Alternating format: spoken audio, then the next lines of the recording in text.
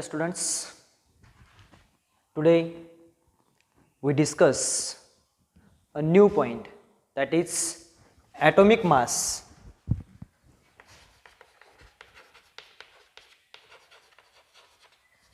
and molecular mass.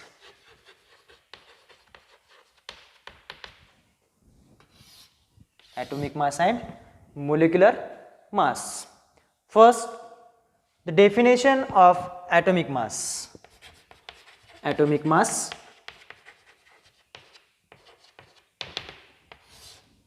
The definition is mass exactly equal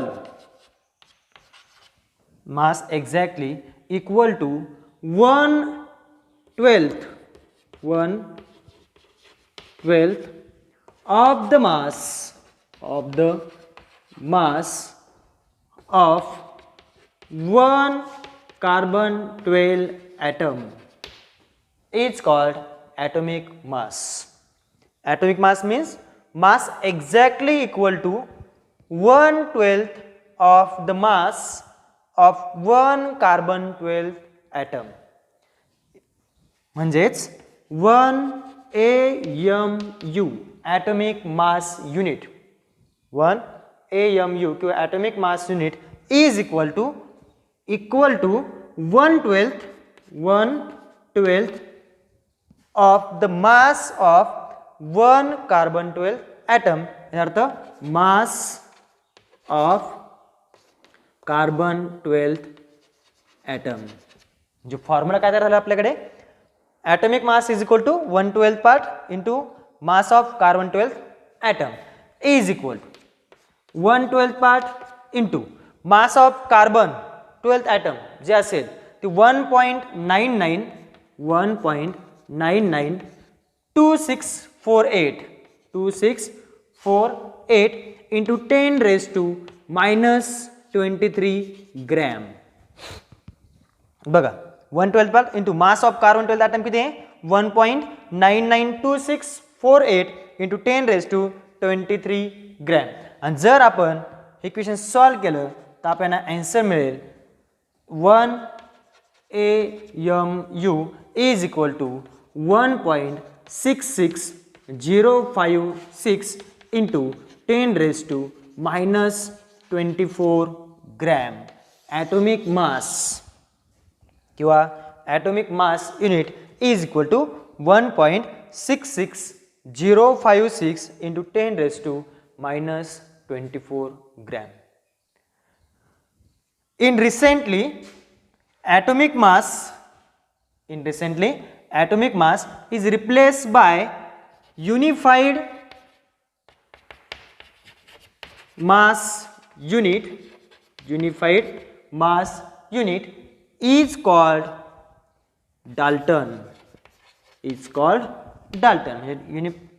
atomic mass काय म्हणतो आपण unified mass unit म्हणजे काय असेल Dalton, and it is denoted by mu or capital D small a. Dalton किंवा capital small mu. mu म्हणजेच काय असेल unified mass. mu म्हणजेच काय असेल unified mass. बघा म्हणजे atomic mass जे असेल atomic mass कशाला म्हणजे आपल्याला the 1/12 part of mass and one carbon 12 atom मग आपण मास मिळते 1 AMU atomic mass unit is equal to 1.66056 into 10 raised to minus 24 gram. हे असेल आपलं atomic mass. Next definition study करायची आपल्याला मोलेक्युलर मास. आता आपल्याला मोलेक्युलर मास म्हणजे काय ते स्टडी करायचं. बघा मोलेक्युलर मास आपण फर्स्ट बघूया त्याची डेफिनेशन. मोलेक्युलर मास काय असेल the sum of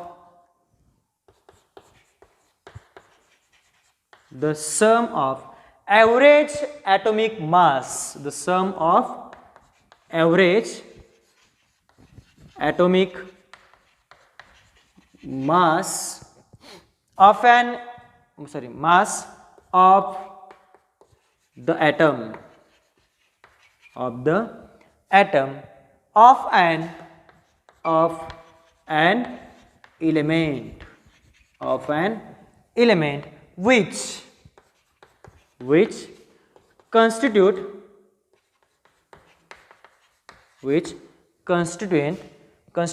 the molecule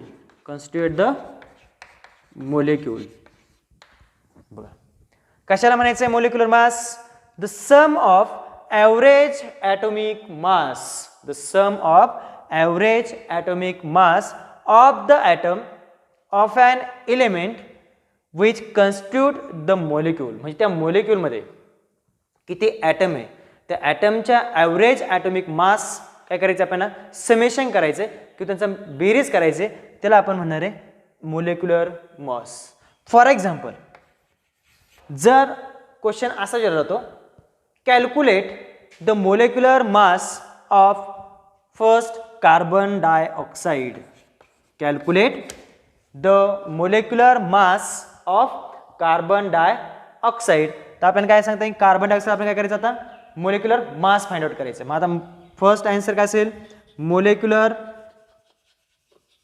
mass of CO2 is equal to the sum of average atomic mass of the atom. आता average atomic mass of the atom कोणते याच्यामध्ये carbon आणि oxygen दोनच item आहे त्यांची काय करायचं आपल्याला समेशन करायचे ऑफ ॲन एलिमेंट कोणतं त्याच्यामध्ये कार्बन ऑक्सिजन म्हणजे CO2 होईल बरोबर की नाही विच कन्स्टिट्यूट द मोलिक्यूल त्या मोलिक्यूलमध्ये किती ॲटम आहे ते आपण बघायचे. आता आपला फॉर्म्युला काय येणार आहे molecular mass of carbon dioxide is equal to average atomic mass of पहिला ॲटम काय घेतोय आपण कार्बन प्लस ऑक्सिजनचे किती मॉलिक्यूल आपल्याकडे दोन म्हणजे ते येईल plus 2 into average atomic mass of next atom कोणता आपला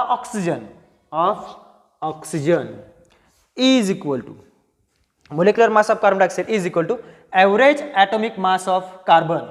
आता आपले कार्बन किती फक्त एकच आहे ओनली वन कार्बन म्हणजे 1 इंटू आता ॲव्हरेज ॲटॉमिक मास जे असेल कार्बनचं ते असेल 12 म्हणजे ते into 12 plus 2 into average atomic mass of oxygen average atomic मास जे असेल ऑक्सिजनचं ते असेल 16 इज इक्वल टू 16 म्हणजे काय येईल बघा 1 into 12 plus 2 into 16 32 is equal to काय येईल 32 प्लस 12 काय येईल आपला 44 म्यू म्हणजे युनिफाईड मास म्हणजे molecular mass of carbon dioxide is equal to 44 mu असेल.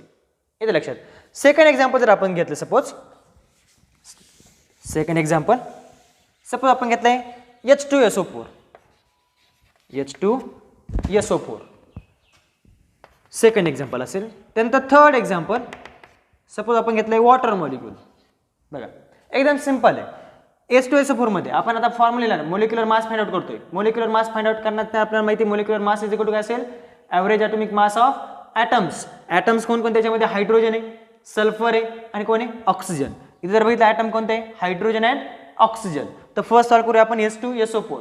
आता याच्या H2SO4 मध्ये हायड्रोजन किती आपल्याकडे ते 2 आहे म्हणजे 2 इंटू हायड्रोजनचा ॲव्हरेज ॲटॉमिक मास जे असेल ते असेल 1 म्हणजे 2 इंटू 1 प्लस सल्फर किती आपल्याकडे एकच आहे only 1 sulphur in present in molecular formula. मग जर त्या फॉर्म्युलामध्ये एकच सल्फर आहे तिथे येईल 1 इंटू सल्फरचा ॲव्हरेज ॲटॉमिक मास जे असेल ते असेल 32 प्लस O4 आहे याचा अर्थ ऑक्सिजन किती आपल्याकडे 4 आहे म्हणजे 4 इंटू एक ऑक्सिजन किंवा ॲव्हरेज ॲटॉमिक मास जे असेल ऑक्सिजनचं ते असेल 16. जर आपण हे ब्रॅकेट सॉल्व केलं तर काय येईल बघा 2 into 1 2 plus 32 into 1 32 plus 16 into 4 means 64 is equal to 2 into 32 34 34 plus 64 म्हणजे काय येणार आहे 98 मायक्रॉन म्हणजे काय असेल molecular mass of H2SO4 is equal to 98 mu त्याला मायक्रॉन आपण त्याला म्हणतोच युनिफाईड मास. त्यानंतर नेक्स्ट जर बघितलं आपण सपोज वॉटर मॉलिक्यूलमध्ये आपल्याला हायड्रोजन किती इकडे 2 into average atomic mass of hydrogen atom is 1 plus next atom कोणता आहे ऑक्सिजन. किती आपल्याकडे ऑक्सिजन तिथे दिसत आहे एकच ऑक्सिजन दिसतोय म्हणजे आपण लिहिलं आहे 1 इंटू आता आपल्याला माहिती आहे ऑक्सिजन किती घेतलं आपण 16 घेतलंय येतं लक्षात ॲव्हरेज ॲटॉमिक मास.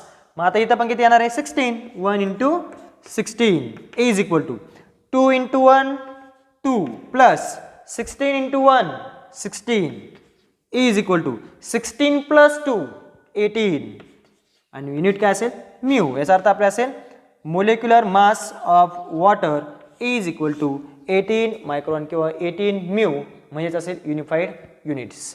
हे असेल आपलं मोलेक्युलर मास. म्हणजे जेवढे पण ॲटम असेल त्या ॲटमचं काय घ्यायचं आपल्याला ॲव्हरेज ॲटॉमिक मास जे असेल त्यांचं काय करायचं आहे समेशन करायचं आहे. त्या समेशनलाच आपण काय म्हणते मोलेक्युलर मास. आता लास्ट बघूया आपण सपोज एखादं एक्झाम्पल अजून NaCl सपोज NaCl. आता NaCl मध्ये ॲटम कोणकोणते दोनच ॲटम एक सोडियम ॲटम आणि एक कोण आहे क्लोरीन ॲटम. आता सोडियम ॲटम आपले किती आहे only 1 atom present in their structure. जर एक ॲटम प्रेझेंट असेल याचा अर्थ 1 इंटू सोडियमचा मास नंबर किंवा त्याला आपण काय म्हणतो ॲव्हरेज ॲटॉमिक मास. जे सोडियमचा असेल सोडियमचा ॲटॉमिक नंबर असेल 11 किंवा 11 मास नंबर डबल घ्यायचं किती येईल 22 म्हणजे 1 इंटू 22 समेशन करतोय म्हणून प्लस क्लोरीन किती ॲटम दिसते आपल्याकडे इथे ओनली 1 ॲटम म्हणजे इथे इन 1 इंटू क्लोरीनचा ॲव्हरेज ॲटॉमिक मास किंवा मास नंबर जो असेल तो असेल 35.5 is equal to 1 into 22 plus 35.5 into 1 35.5 is equal to म्हणजे किती येईल आन्सर आपलं 57.5 म्यू म्हणजे तुमचं असेल हे molecular mass of sodium chloride. आणि अशा प्रकारे आपला हा पॉईंट संपलाय atomic mass and molecular mass. Next लेक्चरला आपण नेक्स्ट पॉईंट स्टडी करूया. आपण इथे थांबतोय. धन्यवाद.